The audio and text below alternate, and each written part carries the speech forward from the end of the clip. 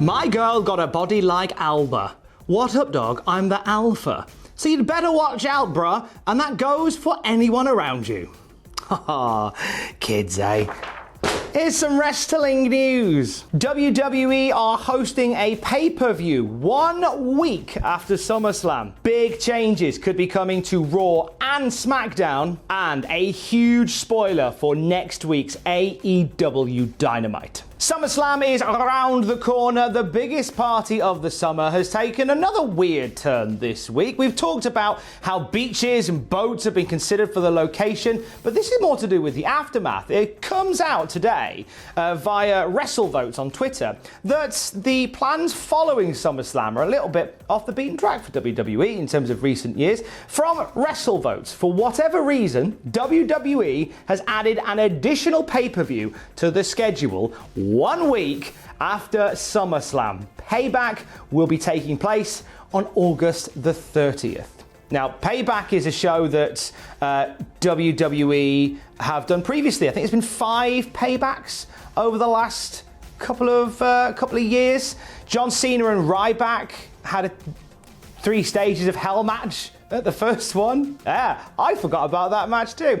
We had the Shield versus Evolution in a 6-man elimination, no holds barred type malarkey. That happened as well. So there's been some interesting matches set for Payback, but the idea of having a pay-per-view 1 week after SummerSlam, when all bare naked ladies there, yeah, it's been 1 week since SummerSlam, it just seems strange to do that. It's not like WWE are looking to accrue lost revenue, because as we're going to find out in this news video today, revenue is one of the last things that WWE has to worry about at the moment. So it just seems like a strange change of pace. Now, don't confuse this with when they put on like a network special following or after a pay-per-view. This isn't a network special. This is apparently, according to WrestleVotes, a pay-per-view. So to go, thank you for your money for SummerSlam, now please give us some more for another pay-per-view where more things will be resolved in 7 days' time, seems a strange flex by WWE. But we'll keep an eye on this one, and when we know more, you'll know more. Yesterday, WWE had its financial report. They broke down the numbers of the last quarter for investors in WWE. Vince and a hierarchy from WWE were on hand to go through a lot of the numbers. We'll get into the nitty and all the gritty of that in just a moment. But there was something that came out of the Q&A which suggests that there may be some big changes to Raw and SmackDown coming very soon. So when we got to the Q&A, there was the question on ratings that was brought up, and Vince McMahon he addressed them. He said that he puts down the bad ratings for Raw in particular, which seems to be hitting new record lows every other week at the moment. He blames the ratings on a lack of audience interaction. He said they can have better storylines, more compelling characters, more content that isn't in the ring that is interesting to viewers instead. But he says that the stuff in the Performance Center has drastically affected the ratings. And to an extent, I get that. When this whole thing started, when we had empty Performance Center shows, whilst the mindset was we're going to carry on because people need entertaining, it was actually a bleak reminder as to what was going on, which is why quite a lot of people, I believe, switched off instead of stuck around. And I think that idea has continued on, rather. He was also asked why NXT and AEW, despite that, have been able to bounce back ratings-wise, because they had a dip when COVID-19 really took hold, and now they're kind of back at the numbers where they were before. Vince McMahon puts this down to NXT and AEW being new, and he says it's up to WWE to make Raw and SmackDown more youthful. Now, this can be interpreted 2 different ways. Either doing something to the product of Raw and SmackDown to make it appeal to a younger audience, whether that is something in production, whether that is something in the pacing of the show, the delivery of the show. How long do we get a match that is strictly on a TikTok? That could be a thing. But it could mean that. It could also mean that WWE looking to invest in more younger talents. Now, whilst we've seen them lean on some older names lately, obviously the return of Edge, Randy Orton, The Big Show, and Christian was on recently. Ric Flair's made appearances recently as well. whilst they have leaned on some of those older names, this could easily be conceived as Vince McMahon just wants younger people on his show. And we've seen already a few people really come into their own with during the COVID era, shall we say. You know, Andrade and Angel Garza, the Street Profits, the Viking Raiders, sort of fresh new characters who are doing stuff on TV every week. So it could be one of those two things, but what you can get from that is we can expect some changes, possibly coming soon, to Raw and SmackDown. So let's get into the nitty and all the gritty of those numbers in the financial core. Now, this might be your wheelhouse. You might love a bit of wrestle maths on a Friday, in which case you're in the right place. If it's not your bag, don't worry. You can just look into the corner and watch Pablo having a lovely dribbly sleep. Go on, snuggle down. There you go. Snuggle down. Oh. Have a think about what you might be dreaming about. I think it's probably dreamies. So, the numbers then. This is the first full quarter that WWE hasn't been able to run live shows since the beginning of the COVID pandemic. Now, year on year, their operating income has increased to $55.7 million for the quarter, which is up by nearly $20 million year on year. This is down to obviously less overheads because they're doing everything at the Performance Center with a skeleton crew. It's also down to a decrease in accrued management incentive compensation.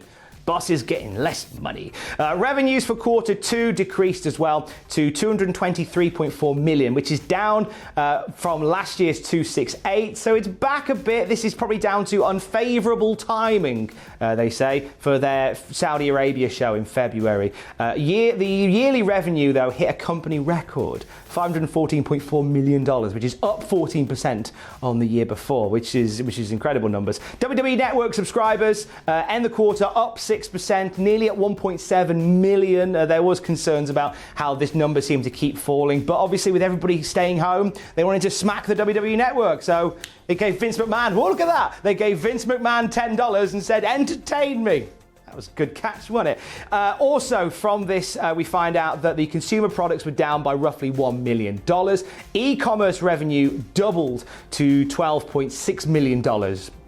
This is down to what they reckon is down to video games. Even when they're a bit crap, they still make a lot of money for the company. It's also down to championship belts. There seems to have been a rush on people buying replica belts, which has helped that number go up as well. And, you know, they got a nice high asking price, haven't they? Also, the social media followers fell back a touch over the last quarter. They reckon that this is due to content being geo-blocked on social media platforms, which is probably the reason why we've seen a drop in those. The cancelling of over 50 events has resulted in a $48 million drop year on year. They achieved WrestleMania week viewership records. This is incredible.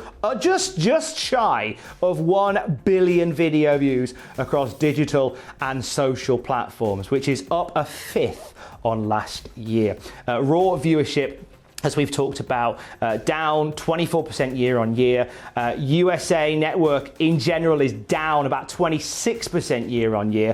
Fox, SmackDown on Fox, SmackDown is up 4%. Fox itself is down 4%. So SmackDown is bucking the trend with Fox, which I know Fox will be pretty glad about. So that is how everything breaks down. The stock closed on a very high note yesterday, $45.43, with some very, very favourable reactions to some of those numbers, up almost 3% at the end of the day yesterday.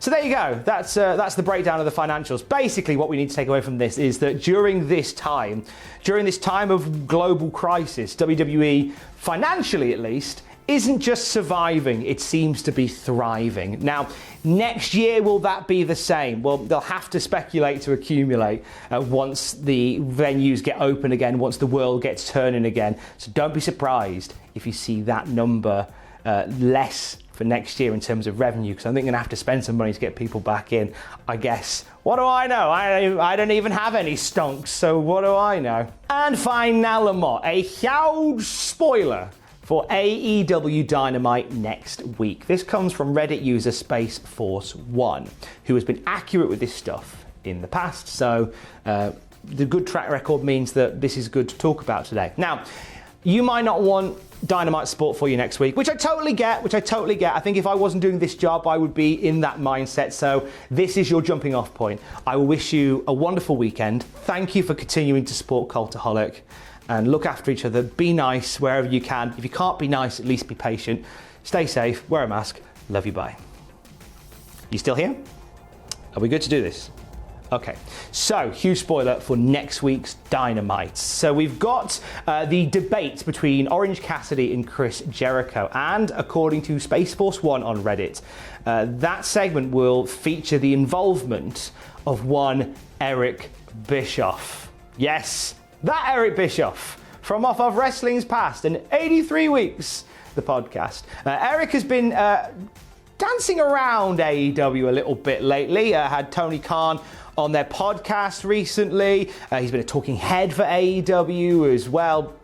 The conversation always comes back to Eric Bischoff and AEW. So it was only a matter of time, I feel, before we see him turn up in the company. So we don't know what role he's playing. All we know is that he is involved in that segment. But the segment features a mystery moderator. So don't be surprised if that moderator turns out to be Eric Bischoff.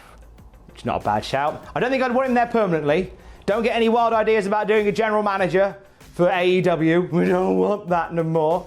But it'd be nice to see him there for a one-off, and then he can go back to barbecuing and motorbiking and shouting at people on the podcast.